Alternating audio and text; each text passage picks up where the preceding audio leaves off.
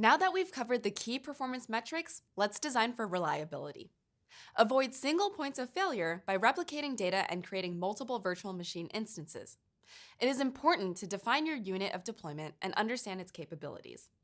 To avoid single points of failure, you should deploy 2 extra instances, or N+2, to handle both failure and upgrades. These deployments should ideally be in different zones to mitigate for zonal failures. Let me explain the upgrade consideration. Consider 3 VMs that are load balanced to achieve N+2. If one is being upgraded and another fails, 50% of the available capacity of the compute is removed, which potentially doubles the load on the remaining instance and increases the chances of that failing. This is where capacity planning and knowing the capability of your deployment unit is important. Also, for ease of scaling, it is a good practice to make the deployment units interchangeable stateless clones. It is also important to be aware of correlated failures. These occur when related items fail at the same time. At the simplest level, if a single machine fails, all requests served by that machine fail. At a hardware level, if a top-of-rack switch fails, the complete rack fails. At the cloud level, if a zone or region is lost, all the resources are unavailable. Servers running the same software suffer from the same issue. If there is a fault in the software, the servers may fail at a similar time. Correlated failures can also apply to configuration data. If a global configuration system fails and multiple systems depend on it, they potentially fail too. When we have a group of related items that could fail together, we refer to it as a failure or fault domain. Several techniques can be used to avoid correlated failures. It is useful to be aware of failure domains. Then servers can be decoupled using microservices distributed among multiple failure domains. To achieve this, you can divide business logic into services based on failure domains and deploy to multiple zones and/or regions. At a finer level of granularity, it is good to split responsibilities into components and spread these over multiple processes. This way, a failure in one component will not affect other components. If all responsibilities are in one component, a failure in one responsibility has a high likelihood of causing all responsibilities to fail. When you design microservices, your design should result in loosely coupled, independent but collaborating services. A failure in one service should not cause a failure in another service. It may cause a collaborating service to have reduced capacity or not be able to fully process its workflows, but the collaborating service remains in control and does not fail. Cascading failures occur when one system fails, causing others to be overloaded and subsequently fail. For example, a message queue could be overloaded because a backend fails and it cannot process messages placed on the queue. The graphic on the left shows a cloud load balancer distributing load across 2 backend servers. Each server can handle a maximum of 1,000 queries per second. The load balancer is currently sending 600 queries per second to each instance. If server B now fails, all 1,200 queries per second have to be sent to just server A, as shown on the right. This is much higher than the specified maximum and could lead to cascading failure. So, how do we avoid cascading failures? Cascading failures can be handled with support from the deployment platform. For example, you can use health checks in Compute Engine or readiness and liveliness probes in GKE to enable the detection and repair of unhealthy instances.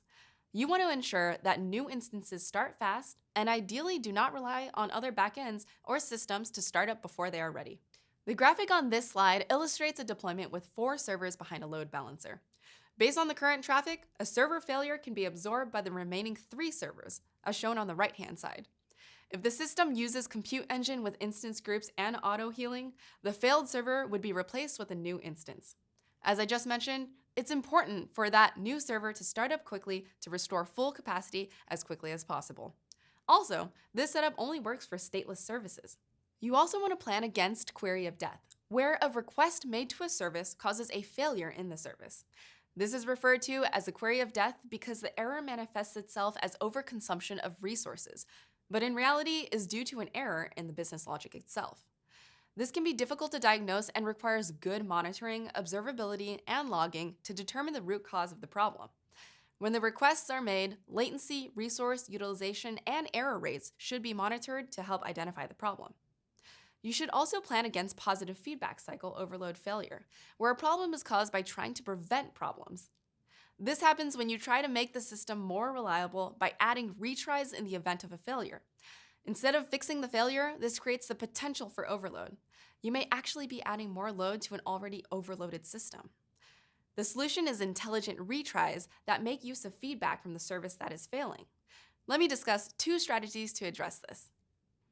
If a service fails, it is okay to try again. However, this must be done in a controlled manner. One way to use the exponential backoff pattern. This performs a retry, but not immediately. You should wait between retry attempts, waiting a little longer each time a request fails, therefore giving the failing service time to recover. The number of retries should be limited to a maximum, and the length of time before giving up should also be limited. As an example, consider a failed request to a service. Using exponential backoff, we may wait 1 second plus a random number of milliseconds and try again. If the request fails again, we wait 2 seconds plus a random number of milliseconds and try again. Fail again, then wait 4 seconds plus a random number of milliseconds before retrying and continue until a maximum limit is reached. The circuit breaker pattern can also protect a service from too many retries. The pattern implements a solution for when a service is in a degraded state of operation. It is important because if a service is down or overloaded and all its clients are retrying, the extra requests actually make matters worse. The circuit breaker design pattern protects the service behind a proxy that monitors the service health. If the service is not deemed healthy by the circuit breaker, it will not forward requests to the service. When the service becomes operational again, the circuit breaker will begin feeding requests to it again in a controlled manner. If you are using GKE, the Istio service mesh automatically implements circuit breakers.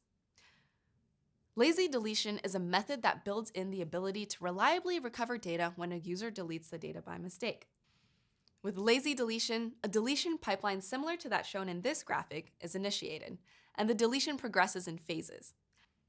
The first stage is that the user deletes the data, but it can be restored within a predefined time period. In this example, it's 30 days. This protects against mistakes by the user. When the predefined period is over, the data is no longer visible to the user, but moves to the soft deletion phase. Here, the data can be restored by user support or administrators. This deletion protects against any mistakes in the application. After the soft deletion period of 15, 30, 45, or even 50 days, the data is deleted and no longer available. The only way to restore the data is by whatever backups or archives were made of the data.